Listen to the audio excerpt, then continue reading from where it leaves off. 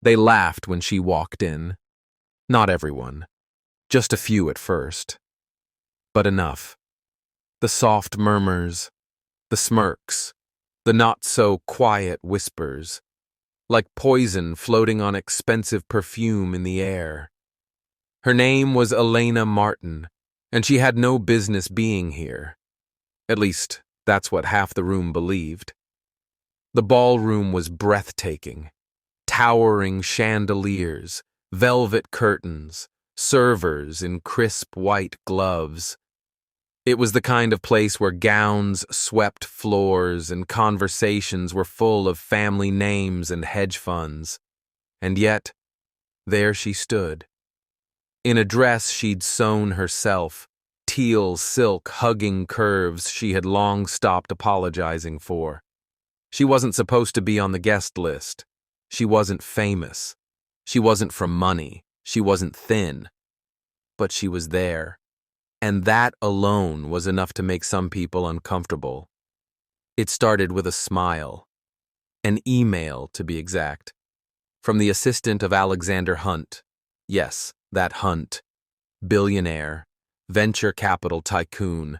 Notoriously private. A man of luxury and legacy. He was throwing a party, the kind only legends whispered about.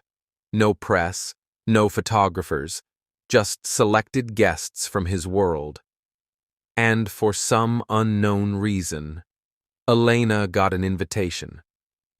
At first, she thought it was a mistake. She checked the email twice, 3 times.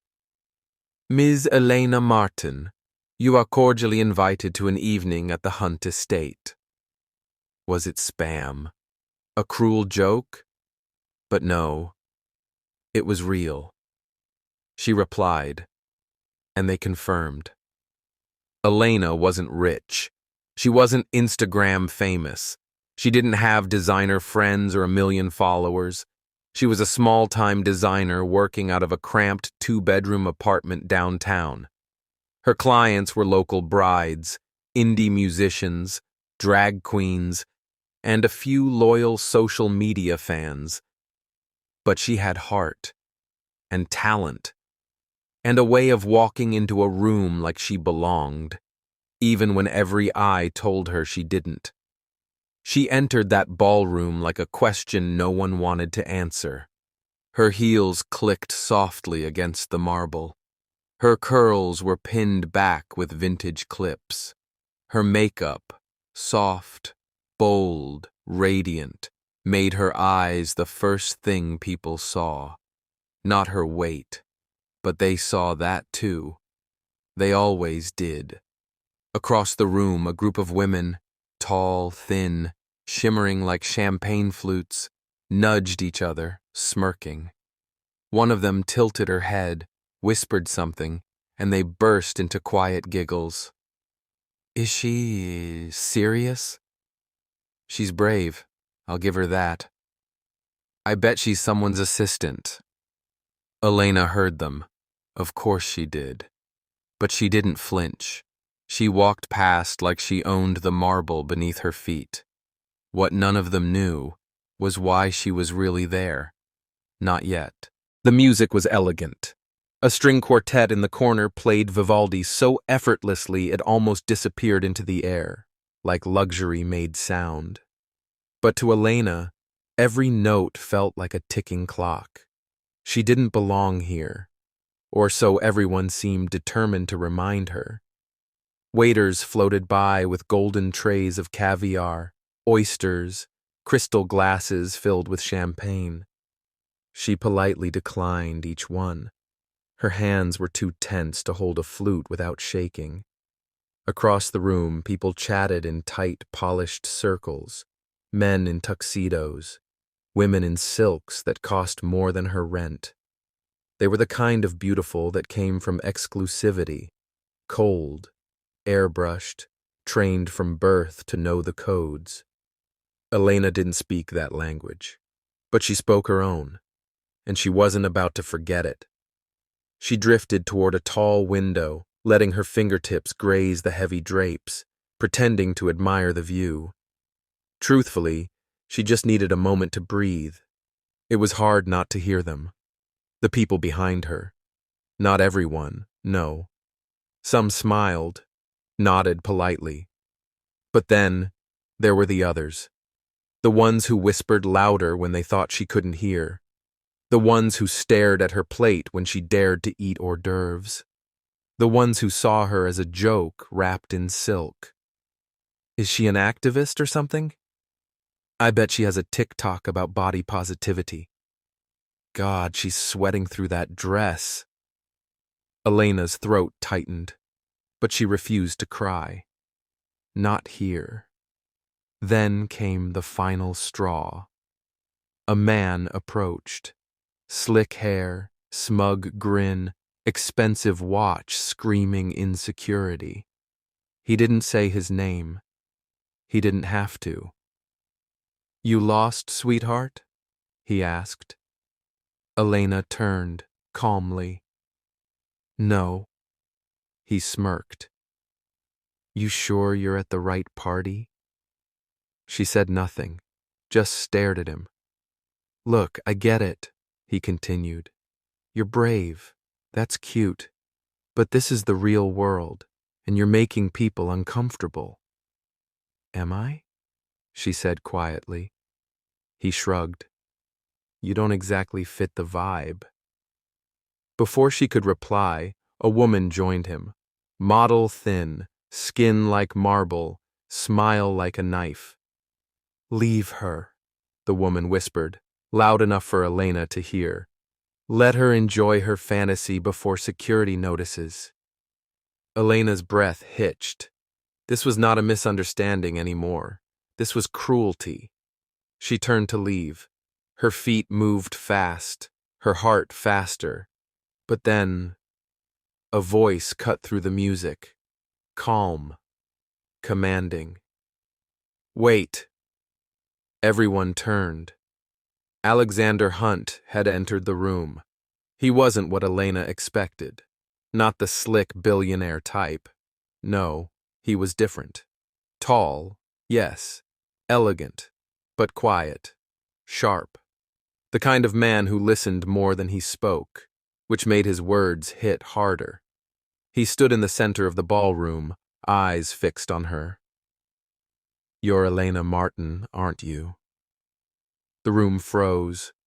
Elena nodded, confused, breathless. Yes. I've been trying to meet you all night. People turned, confused. The man who mocked her suddenly paled. The whispering woman dropped her glass. Alexander stepped closer. You designed the dress you're wearing. It wasn't a question. Elena swallowed. I did. He smiled. And it's the most beautiful thing in this room. Gasps. Silence. And then, utter shock. Elena couldn't move. The room was staring at her, yes, but not with ridicule anymore. Something had shifted. The laughter had stopped. The whispers turned to silence.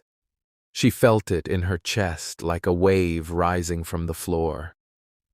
Alexander Hunt had just told an entire room full of billionaires, influencers, models, and elite socialites that her dress, her body, her presence was the most beautiful thing there. And now, he was walking toward her.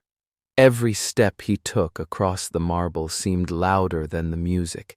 He didn't look at anyone else, just her. I've followed your work, he said when he reached her. Your designs are bold, defiant. They celebrate what fashion forgot to include. She blinked. You know my work? Alexander smiled. You've dressed women who never saw themselves on runways. That's powerful. That's why you're here tonight. I thought it was a mistake. He shook his head slowly. It was an invitation. The string quartet paused. Someone had stopped them. The room held its breath. "May I have this dance?" he asked, offering his hand. Elena's pulse hammered in her throat. Her first instinct was to run, not because she didn't want to, but because part of her still didn't believe this was real. But then she saw something in his eyes, something true, and for the first time in years, she let herself believe she deserved the moment. She took his hand. They stepped into the center of the floor. The quartet resumed, this time slower, more tender, a waltz. Gasps rippled through the crowd as Alexander spun Elena slowly in time with the music. Her dress shimmered under the chandelier light. Her curves moved with strength, with grace. She didn't shrink herself. She didn't apologize. She danced, and the crowd didn't know what to do. Some watched, stunned. Others pretended to sip champagne as if it wasn't happening. A few whispered frantically, desperate to frame it into their rules. But it didn't fit, because what they were witnessing wasn't just a dance. It was a revolution, quiet and unshakable. Somewhere near the back of the room, the woman who'd mocked Elena earlier muttered, "Is this a joke?" A man beside her, one who'd stayed silent all evening, turned and said, "No, this is history." As the music slowed, Alexander leaned in. "I hope this doesn't embarrass you." Elena laughed softly. "I think I passed embarrassment 3 insults ago." He smiled, more serious now. "Good. Because I didn't ask you to dance to make a scene. I asked because I meant it. You are the most magnetic woman in this room."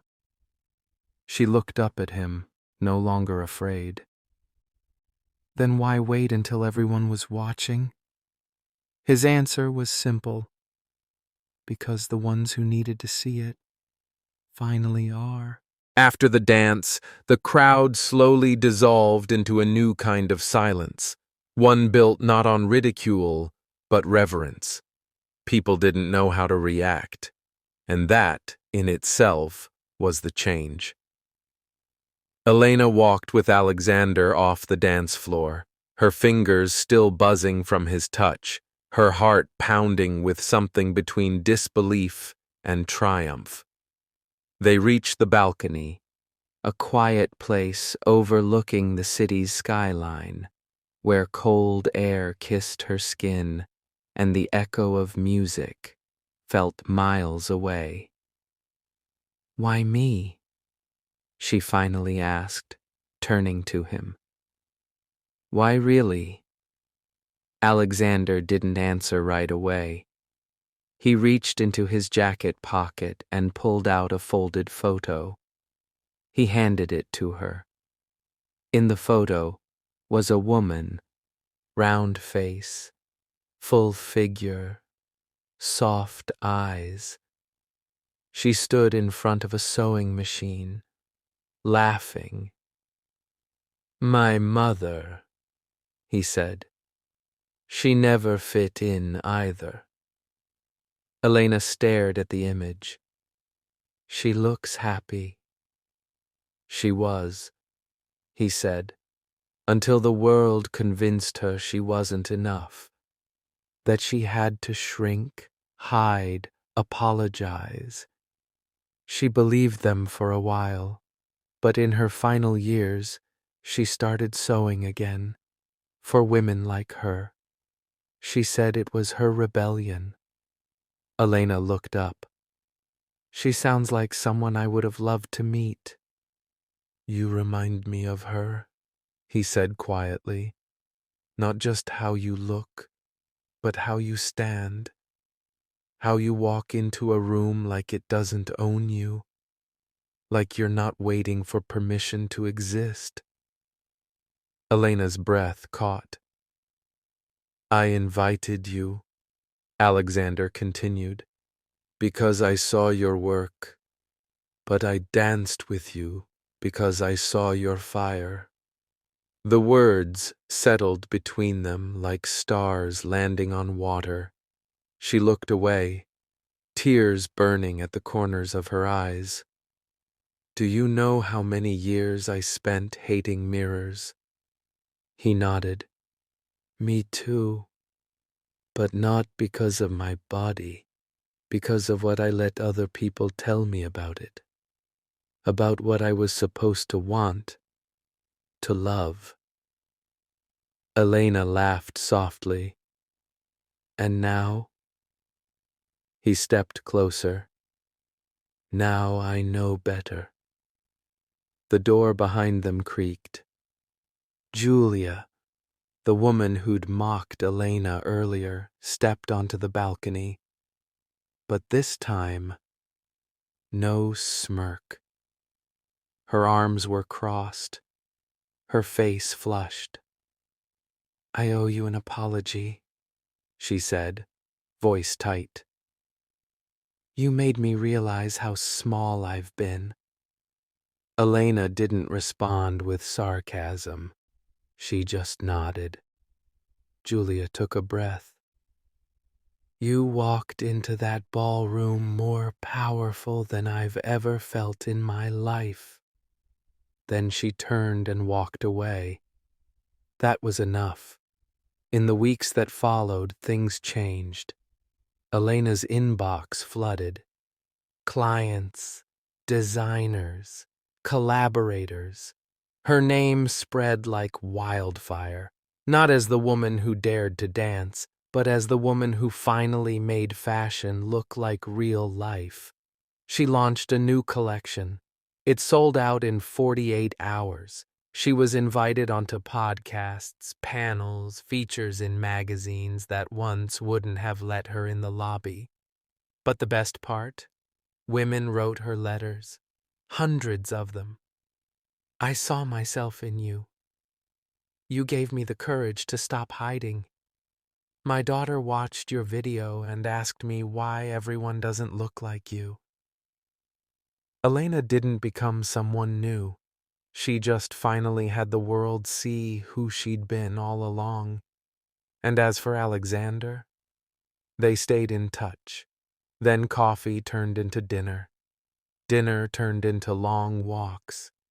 And one evening, after a quiet night spent laughing on a rooftop under string lights, he reached for her hand and said, Want to design something just for us? She smiled. I already have. Final YouTube message. Emocjonalny posyłk z rytmem. You don't have to fit their mold to be extraordinary. You don't need permission to take up space. You don't need to shrink to be seen. Sometimes, all it takes is one moment, one choice to walk into the room exactly as you are, and everything changes. So if you've been waiting for the right time, this is it. Walk in, stand tall, and maybe, just maybe, the music is waiting for you too.